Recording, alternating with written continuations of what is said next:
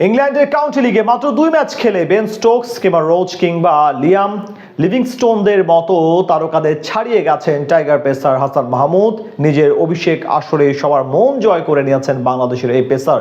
দুর্দান্ত বোলিং করার পর রাজকীয় বিদায় পেয়েছেন তিনি।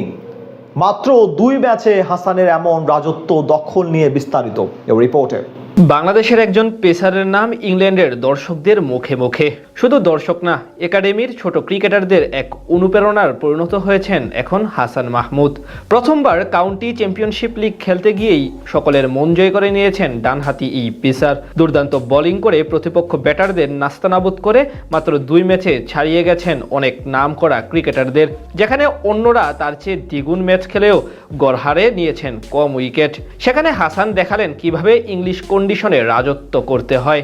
শেষ 5 বছরে বাংলাদেশের পেসারদের উন্নতি চোখে পড়ার মতো। বল হাতে নাহিদ রানা, তাসকিন আহমেদ, শরীফুল ইসলাম কিংবা কাটার মাস্টার মুস্তাফিজুর রহমান, তাদের পারফরমেন্স এখন বিশ্বমানের। সেই জাগরণ দেখেই হাসান মাহমুদের প্রতি আগ্রহ তৈরি হয় ইংলিশ কাউন্টি চ্যাম্পিয়নশিপের দল কেন্ট ক্রিকেটের। সেখানে সুযোগ পেয়ে কাজে লাগাতে ভুল করেননি এই পেসার। সাকিব আল হাসানের পর মাত্র দ্বিতীয় বাংলাদেশি হিসেবে লাল বলের এই টুর্নামেন্ট খেলতে গিয়েই তাক লাগিয়ে দেন সবাইকে। টুর্নামেন্টে প্রথম ম্যাচে তার দল মুখোমুখি হয় ল্যাঙ্কাশায়ারের বিপক্ষে। সেই ম্যাচে নিজের প্রথম ইনিংসেই ভালোভাবে জাত চিনিয়ে দেন হাসান। নিজের স্পেলের মাত্র দ্বিতীয় ওভার করতে এসে একেবারে প্রথম বলেই উইকেট পান তিনি। সেই ইনিংসে নেন 3 উইকেট, খরচ করেন মাত্র 32 রান। এরপর দ্বিতীয় ইনিংসে আরও বেশি অপ্রতিরোধ্য হয়ে ওঠেন হাসান মাহমুদ। এবার একাই নেন 6 উইকেট। ল্যাঙ্কাশায়ারের পুরো ব্যাটিং অর্ডার ধসে দিতে সামনে থেকে ভূমিকা রাখেন তিনি। সেই ম্যাচে 9 উইকেট নিয়ে হন ম্যাচ সেরা খেলোয়াড়। এরপর দ্বিতীয় ম্যাচেও বল হাতে উজ্জ্বল ছিলেন লক্ষ্মীপুর এক্সপ্রেস। মিডলসেক্সের বিপক্ষে আগের ম্যাচের মতো বিধ্বংসী না হলেও বল হাতে নিজের সামর্থ্যের প্রমাণ দেন বেশ ভালোভাবে। প্রথম ইনিংসে ব্যাট হাতে 77 রান করার পাশাপাশি বল হাতে নেন জোড়া উইকেট। এরপর শেষ ইনিংসে 1 উইকেট নিয়ে কেন্টকে ম্যাচ উপহার দেন। সব মিলিয়ে কেবল 2 ম্যাচ খেলে মোট উইকেট শিকার করেন 12টি। এদিকে ক্যারিবীয় কিংবদন্তি পেসার ক্যামার রোচ তার চেয়ে 1 ম্যাচ বেশি খেলে নিয়েছেন কেবল 9 উইকেট। হাসানের চেয়ে বেশি ম্যাচ খেলেছেন ইংল্যান্ডের জাতীয় দলের তারকা বেন স্টোকসও।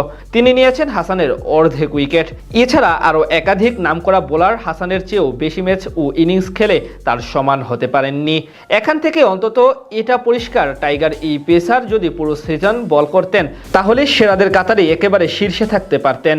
সে যাই হোক, হাসান মাহমুদের কল্যাণে শেষ 2 ম্যাচেও দারুণ জয় তুলে নিয়েছে তার দল কেন্ট ক্রিকেট ক্লাব। সব মিলিয়ে নিজের অভিষেক আসরেই সবার মন জয় করে নিয়েছেন তিনি। এরই মধ্যে কেন্ট ক্রিকেট নিজেদের ফেসবুকে লিখেছেন হাসানের জন্য সেপ্টেম্বরের শিডিউলও তারা অপেক্ষা করবে।